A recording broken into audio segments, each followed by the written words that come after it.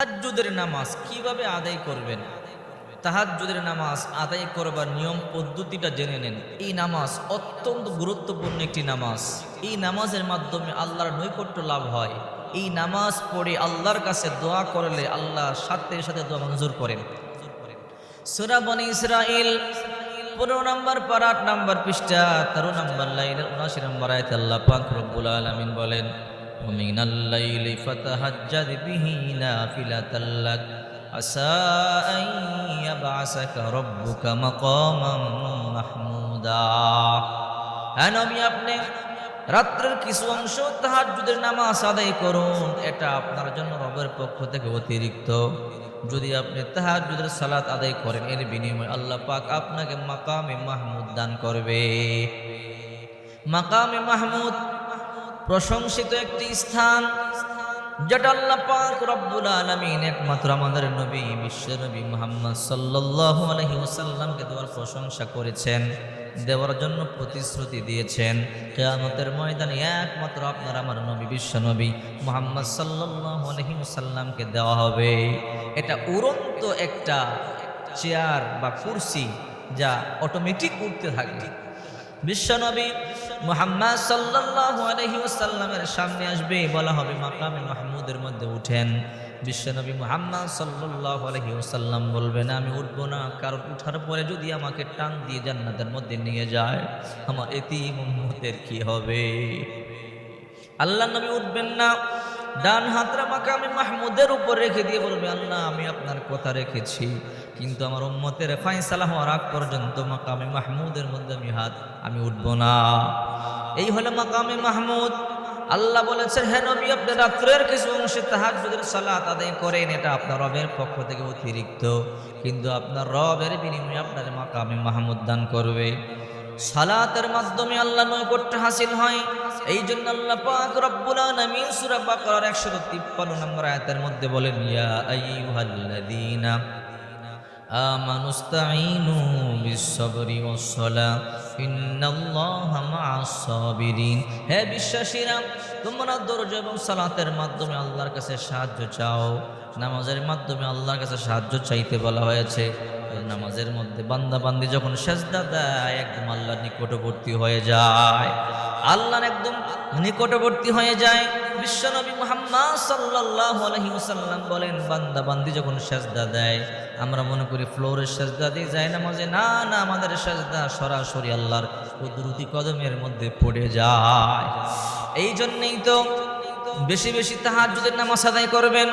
অনেকে বলেন তাহাজ্জুদ কি নফল না সুন্নাহ? আমাদের জানতে হবে নফল কোনটা, সুন্নাত কোনটা। নফল মানে এক্সট্রা, অতিরিক্ত। যখন মনে চায় আপনি ইবাদত বন্দেগী করবেন, যখন মনে চায় 2 রাকাত নফল নামাজের মধ্যে দাঁড়িয়ে যাবেন এক্সট্রা। আবার বিশ্বনবী মুহাম্মদ সাল্লাল্লাহু আলাইহি ওয়াসাল্লাম যা আদায় করেছেন, করতে বলেছেন, সেটা হলো সুন্নাহ অথবা ওয়াজিব। এই জন্য বিশ্বনবী মুহাম্মদ সাল্লাল্লাহু আলাইহি ওয়াসাল্লাম বলে, যেটা করেছেন করবার জন্য উদ্বুদ্ধ করেছেন, ওটা সুন্নাহ। এই জন্যে বেশি বেশি নফল সালাত আদায় করবেন। কিয়ামতের ময়দানে যখন ফরজের ঘাটতি দেখা দিবে, বিশ্বনবী মুহাম্মদ সাল্লাল্লাহু আলাইহি ওয়াসাল্লাম বলেছেন, তখন আল্লাহ পাক রব্বুল আলামিন এই নফলগুলো দিয়ে ফরজের ঘাটতিগুলোকে আল্লাহ পূরণ করে দিবে। এই জন্য আপনার আমার নবী বিশ্বনবী রাহমাতুল লিল আলামিন মুহাম্মদ সাল্লাল্লাহু আলাইহি ওয়াসাল্লাম বলেন, হে আমার উম্মতেরা দল, তোমরা বেশি বেশি বেশি বেশি নফল নামাজ আদায় করো।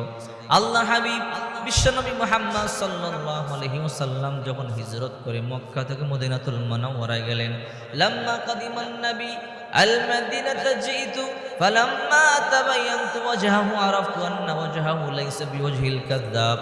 আব্দুল্লাহ ইবনে সালাম বলেন, বিশ্বনবী মুহাম্মদ সাল্লাল্লাহু আলাইহি ওয়াসাল্লাম যখন মদিনা শরীফের মধ্যে তাশরিফ আনলেন, আমি বিশ্বনবী মুহাম্মদ সাল্লাল্লাহু আলাইহি ওয়াসাল্লামকে দেখবার জন্য গেলাম। আল্লাহর কসম করে বলি, আল্লাহর হাবিবের দিকে একবার তাকালাম, একবার তাকিয়ে বুঝলাম এমন সুন্দর চেহারার মানুষ কোনোদিন মিথ্যাবাদী হতে পারে না। আমি কালিমা বললাম, মুসলমান হয়ে গেলাম। বিশ্বনবী মুহাম্মদ সাল্লাল্লাহু আলাইহি ওয়াসাল্লাম তখন মদিনাবাসীকে বলল, হে মদিনার লোকেরা, মক্কা ছেড়ে তোমাদের কাছে চলে এসেছি। আমার ঘর নাই, বাড়ি নাই, আমার মা নাই, বাবা নাই, দাদা নাই, দাদি নাই, আমি এতিম। আমি মুহাম্মদ মক্কায় থাকতে পারলাম না, তায়েফে গেলাম। তায়েফে থাকতে পারলাম না, তায়েফের লোকেরা আমাকে কষ্ট দিল। আবার মক্কায় গেলাম, আবারও থাকতে পারলাম না, তোমাদের মদিনাতুল মুনাওয়ারার মধ্যে আসলাম। তোমরা থাকতে দিবে কি মদিনায়? তোমরা থাকতে না দিলে আমি নবী যেদিকে দেখি সেদিকে চলে যাব। মদিনার লোকেরা বলো, আল্লাহর হাবিব আপনি কি বলেন? মক্কার লোকেরা আপনার কষ্ট দিয়েছে, মদিনার লোকেরা কষ্ট, তায়েফের লোকেরা কষ্ট দিয়েছে। আমরা মদিনাবাসী আল্লাহর কসম করে বলি আপনার জন্য জীবন পর্যন্ত বিলাই দিতে পারি। এই কথা শুনবার পরে আল্লাহর হাবিব বিশ্বনবী মুহাম্মদ সাল্লাল্লাহু আলাইহি ওয়াসাল্লাম বড় খুশি হলেন। আল্লাহর হাবিব বললেন, হে মদিনার লোকেরা শোনো, ইয়া আইয়ুহান নাস, হে লোক সকল শোনো, চারটি কাজ তোমরা করবে। চারটি কাজ করতে পারলে জান্নাতের যে দরজা দিয়ে খুশি ওই দরজা দিয়ে জান্নাতে ঢুকে যাবে।